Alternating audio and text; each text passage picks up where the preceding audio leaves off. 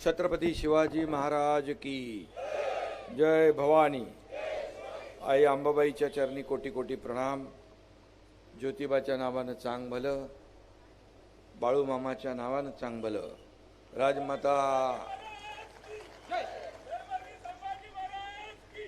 राजमाता जिजाऊ मासाहेब, महाराणी ताराराणी, राजश्री छत्रपती शिवाजी महाराज आणि धर्मवीर स्वराज्य रक्षक छत्रपती संभाजी महाराज या सर्वांना विनम्र अभिवादन करतो।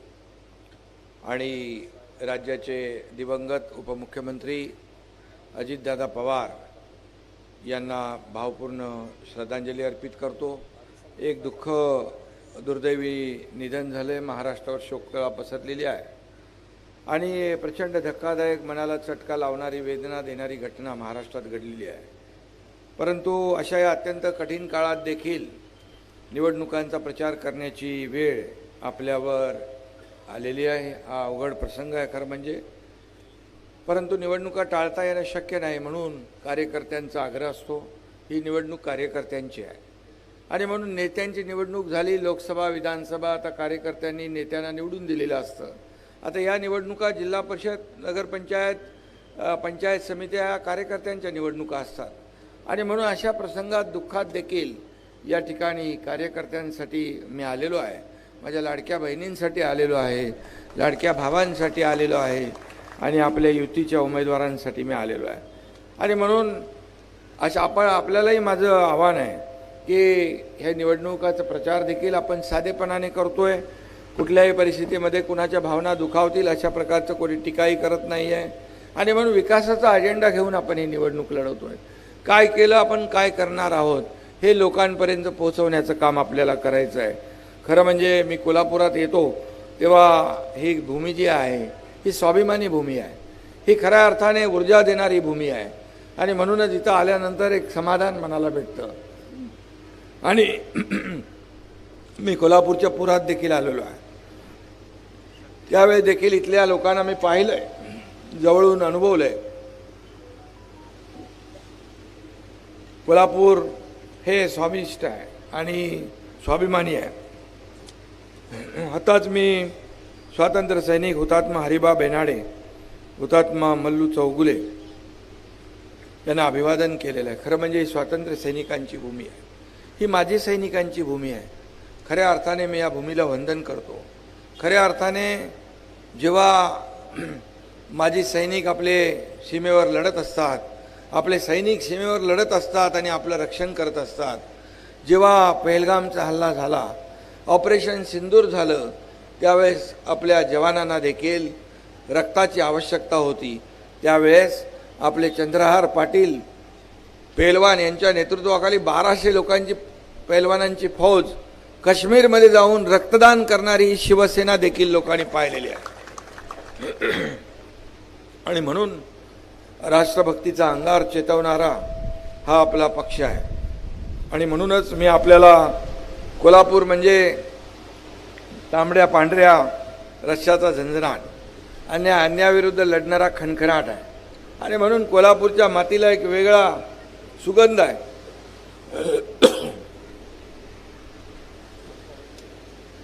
आणि हमीदवाडा कुठं आहे? इथंच जवळ आहे आपलं, हमीदवाड्याजवळच उतरलो नाही का। शाहू महाराजांच्या सुधारणावादी इतिहासाची पालखी वाहून नेणारे गाव आहे आणि म्हणून तरुण उत्साही कार्यकर्त्यांचा मोहोळ आहे। पाणी अडवा पाणी जिरवा या मोहिमेत श्रमदान करणारं गाव आहे हे। खरं म्हणजे पाणीदार गाव या मोहिमेत तरुण कार्यकर्त्यांच्या श्रमदानातून देखील जलसंधारणाची अनेक यशस्वीपणे मोहिमा आपण राबवलेल्या आहे। खरं म्हणजे हे गाव आपलं चिखली ही गावामध्ये या ठिकाणी आपले माजी खासदार म्हणाले की सगळे एकत्र आलेले आहेत, सगळे एकत्र आले आहेत। मी एकटाच आहे, तुम्ही एकटे नाही, तुमच्या मागे ही जनता आहे, ही सगळी तुमची ताकद आहे आणि म्हणून ही जनता सगळं ठरवत असते, जनता बघत असते। अरे काल कोण कशासाठी एकत्र आलं आहे? स्वतःच्या स्वार्थासाठी काही लोक एकत्र येतात, खुर्चीसाठी एकत्र येतात, परंतु शिवसेना स्वार्थासाठी नाही, सर्वसामान्यांना विकासासाठी, सर्वसामान्यांच्या विकासासाठी आणि न्याय हक्क मिळवून देण्यासाठी शिवसेना निवडणूक लढवत असते. मी मुख्यमंत्री असताना माझ्या लाडक्या बहीण योजना मी सुरू केली, लेक लाडकी लखपती योजना सुरू केली, एसटीमध्ये 50% सवलत देण्याचा निर्णय घेतला, मुलींना उच्च शिक्षण देण्याचा निर्णय घेतला, शेतकरी सन्मान योजना केली, या ठिकाणी वयोश्री योजना केली, या ठिकाणी रोजगाराच्या योजना केल्या, अनेक योजना आपण केल्या. सगळ्यात महत्त्वाची आणि माझी लाडकी योजना कुठली असेल तर माझी लाडकी बहीण योजना ही माझी आवडती योजना आहे. अनेक लोकांनी त्याला खोडा घातला, पण लोकांनी बरोबर माझ्या लाडक्या बहिणींनी चमत्कार केला आणि महायुती सरकारला 232 जागा दिल्या. मी आपल्याला एवढंच सांगतो, माझ्या लाडक्या बहिणींना एवढ्यावर आम्ही थांबणार नाही. स्वतःच्या पायावर उभं करून या लाडक्या बहिणींना लखपती बनवल्याशिवाय हे महायुतीचं आपलं सरकार थांबणार नाही. हा एकनाथ शिंदेचा शब्द आहे. आणि म्हणून कोणी किती अफवा केल्या, कोणी माईकाला आला तरी लाडकी बहीण योजना कधी बंद होणार नाही. आणि म्हणून लाडक्या बहिणी, लाडके भाऊ हे सगळे चमत्कार करणारे लोक आहेत. आणि म्हणून सर्वसामान्य माणसं इकडं जनशक्ती आहे आणि तिकडे काय, तरीसुद्धा जिंकतो कोण? जनशक्ती. ही सर्वसामान्य माणूस ठरवत असतो, जनता जनार्दन ठरवत असतो कुणाला जिंकवायचं आणि कुणाला आपटायचं ते.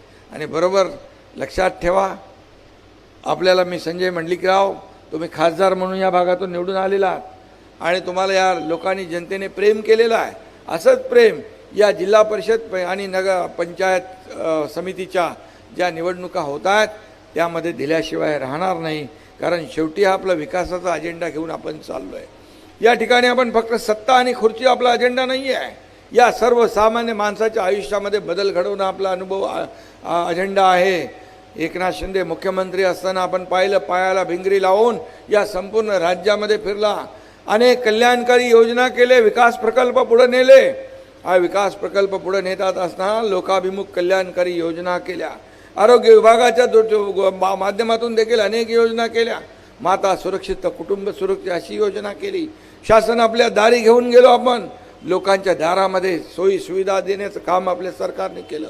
अशा अनेक योजना, सिंचनाचे प्रकल्प असतील, अनेक योजना आपण राबवण्याचं काम केलेलं आहे. आणि म्हणूनच लोकांनी त्या कामाची पोचपावती निवडणुकीमध्ये दिलेली आहे. अगदी शेवटपर्यंत माझ्या लाडक्या बहिणी इकडे दिसत आहेत, भाऊ दिसत आहेत. आणि मी नेहमी सांगतो, ज्या उमेदवारांच्या मागे महिला, त्यांचा मतपेटीत नंबर पहिला असं लागतोच, आणि त्यांच्या बाजूला भाऊ आहे. आणि म्हणून हे मी बोलत नाही, नुसतं विधानसभेत त्याचा अनुभव घेतला आहे, नगर परिषदेत घेतला आहे, महापालिकांमध्ये घेतलेला आहे. तुमचा शिवसेना पक्ष चांदा ते बांधापर्यंत गेला आहे. आता झालेल्या विधानसभेच्या निवडणुकीत देखील शिवसेना राज्यात 2ऱ्या क्रमांकाचा पक्ष ठरला, नगर परिषदेमध्ये 2ऱ्या क्रमांकाचा पक्ष ठरला, महापालिकेत देखील या राज्यामध्ये 2ऱ्या क्रमांकाचा पक्ष ठरला. आणि म्हणून या जिल्हा परिषद आणि पंचायत समित्यांमध्ये देखील घवघवीत यश या ठिकाणी मिळेल. पालकमंत्री इकडे आहेत, मी स्वतः आपल्यासोबत आहे. जे या भागामध्ये आपल्याला रस्त्यांची कामं असतील, त्याचबरोबर या ठिकाणी शेतकऱ्यांच्या शेती असेल, सहकार असेल, ह्या सगळ्या ज्या काही योजना आहेत, या योजना आपल्याला पूर्ण करायच्या आहेत. खरं म्हणजे कोल्हापूर जिल्हा हा शिवसेनेचा बालेकिल्ला आहे. आज आपले आमदार जवळपास 5 आमदार आहेत आणि म्हणून एक खासदार आहे. संजय मंडलिक थोडक्यात निसटले, पुढच्या टायमाला बरोबर पकडतील. आणि म्हणून या खरं म्हणजे गेल्या 3.5 वर्षात कोल्हापूरच्या ग्रामीण भागामध्ये विकासाची गंगा आणण्याचं काम आपण केलेलं आहे. जिल्हा परिषद असेल, ग्रामसडक योजना असेल, यामध्ये कोट्यावधी रुपयांचे आपण निधी या ठिकाणी मंजूर केलेला आहे. आगामी काळात देखील 30 नवीन रस्ते आपण करतोय. जिल्हा परिषदेच्या माध्यमातून 114 कामं आपण हाती घेतलेली आहेत. ग्रामसडक योजनेमधून 172 किलोमीटर रस्ते आपण पूर्ण करतोय. 112 कोटीचा निधी आपण मंजूर केलेला आहे. रस्ते मजबूत असले की विकासाची गंगा येत असते. आणि म्हणून प्रत्येकाच्या डोक्यावर हक्काचं छप्पर मिळालं पाहिजे.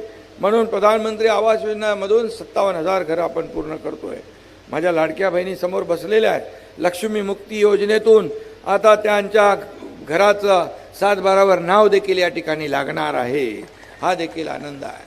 आणि म्हणून आपल्या सरकारने लाडकी बहिणी योजना तर केलीच, पण आपल्या नावासमोर वडिलांच्या नावाच्या अगोदर आईचं नाव लावण्याचा देखील ऐतिहासिक निर्णय आपल्या राज्याने घेतला. हा देखील असे अनेक निर्णय आपण घेतले. निर्णय वाचत राहिलो तर वेळ पुरणार नाही. आणि म्हणूनच या भागामधून जे जे काही आपल्याला या तालुक्यासाठी आवश्यक ज्या काही योजना आहेत, आवश्यक विकास कामं आहेत, ते देण्याचं काम या ठिकाणी आपण करूया. मगाशी मी स्मारकाचा विषय देखील म्हणालो. आपली जी स्मारक आहे त्याला लागणारा निधी आहे तिथं देखील काही कमी पडू देणार नाही. आरोग्य विभागाच्या माध्यमातून देखील आरोग्य केंद्र असतील, या ठिकाणी आणखी काय आवश्यकता असेल, प्रकाश आंबेडकर इथं आहेत, जातीने लक्ष देऊन कोल्हापूरचे पालकमंत्री आहेत ते.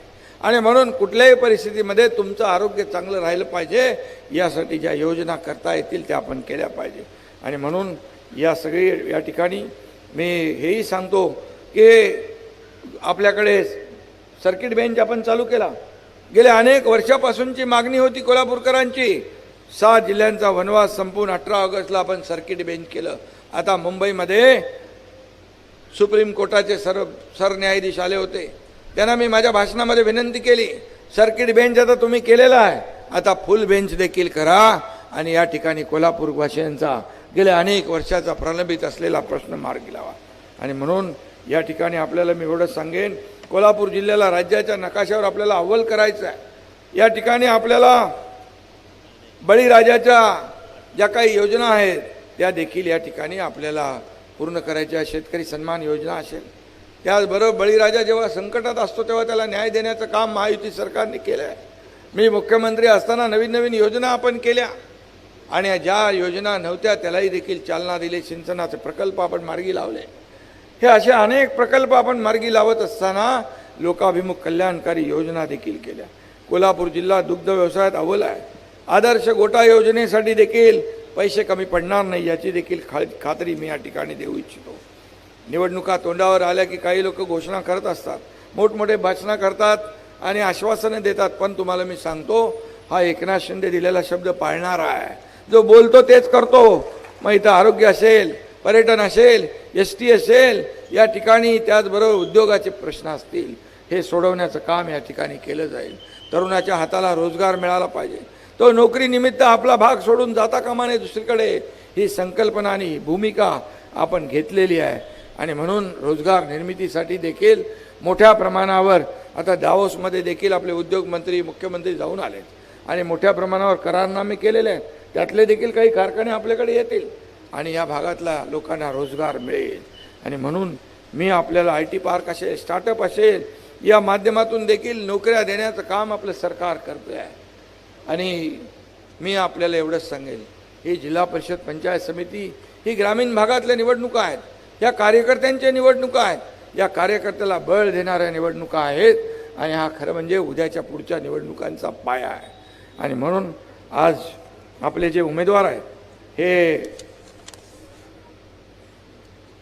जिल्हा परिषदेचे 6 उमेदवार आहेत आणि पंचायत समितीचे 10 उमेदवार आहेत.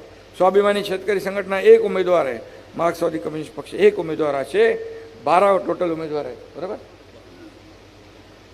18 उमेदवार आहेत आणि 18 उमेदवारांचं निशाणी आहे धनुष्यबाण आणि एक दोघांचे वेगळे आहे, ऊस आणि विळा तोडा तारा. आणि म्हणून या सर्व लोकांना विजय करा म्हणून मी आपल्याला विनंती करायला खास आलो.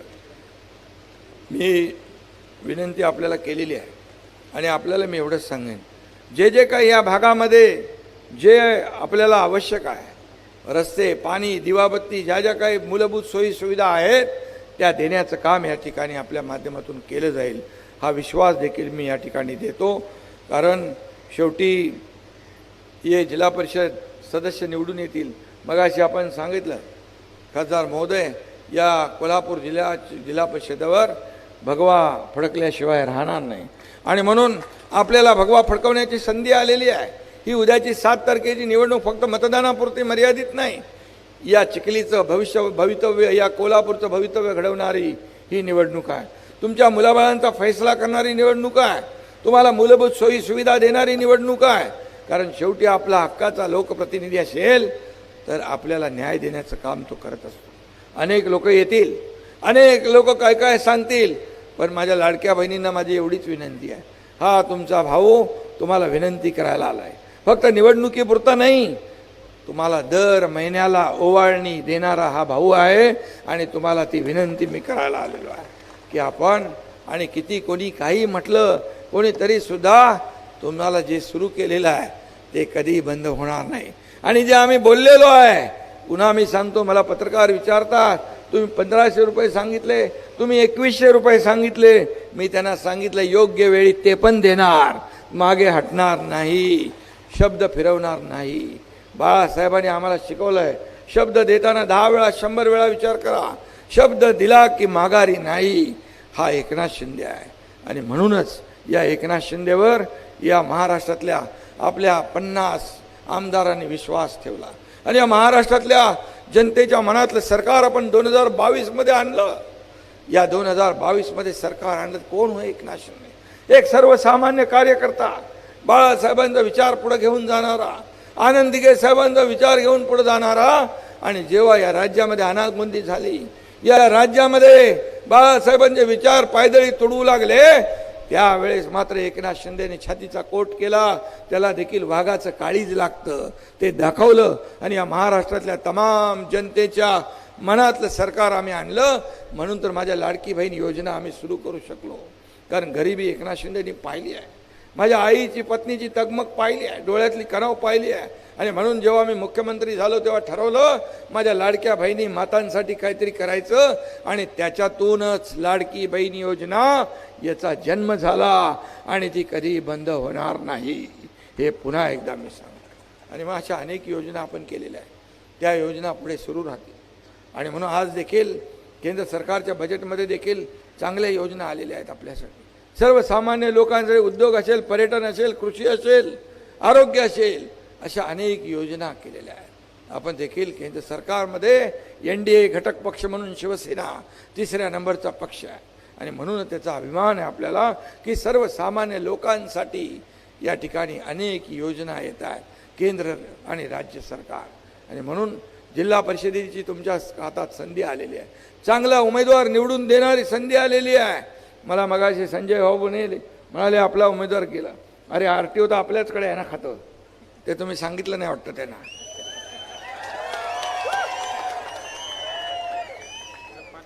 आणि म्हणून आपल्याला मी सांगतो, मी का आज इतर वेळेसारखं भाषण करत नाही. मला माहीत आहे, जाणीव आहे. मी फक्त कार्यकर्त्यांच्या आग्रहाखातर, उमेदवार आणि कार्यकर्त्यांच्या आग्रहात खातर मी इथं आलेलो आहे. मी कार्यकर्ता म्हणून काम करतो आहे. मी एक पक्षाचा प्रमुख असलो तरीसुद्धा मी मुख्यमंत्री होतो तेव्हाही कार्यकर्ता म्हणून काम केलं.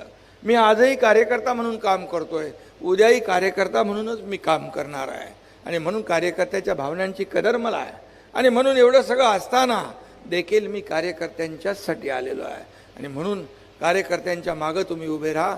सगळे लोक हे कार्यकर्ते जे निवडून येतील, जिल्हा परिषद पंचायत समिती, हे आपल्या हक्काचे असतील. त्यांच्या हक्काने आपण कान धरू शकता, काम करून घेऊ शकता, हा विश्वास तुम्हाला मी द्यायला आलो आहे. एवढंच आपल्याला विनंती. आणि येत्या 7 तारखेला या महायुतीचे आपले जे युती झालेली आहे, शिवसेना, शेतकरी, मार्क्सवादी, या सगळ्यांना आपण भरघोस मताने निवडून द्या. आणि ताकद दाखवा की तुम्ही कितीही सत्तेसाठी एकत्र आला असला तरी सुद्धा जनता जनार्दनच ठरवतं की कुणाला निवडून द्यायचं. आणि म्हणून पुन्हा एकदा विनंती, येत्या 7 तारखेला धनुष्यबाणासमोरचं बटन दाबून या सर्व लोकांना विजयी करा. जय हिंद, जय महाराष्ट्र.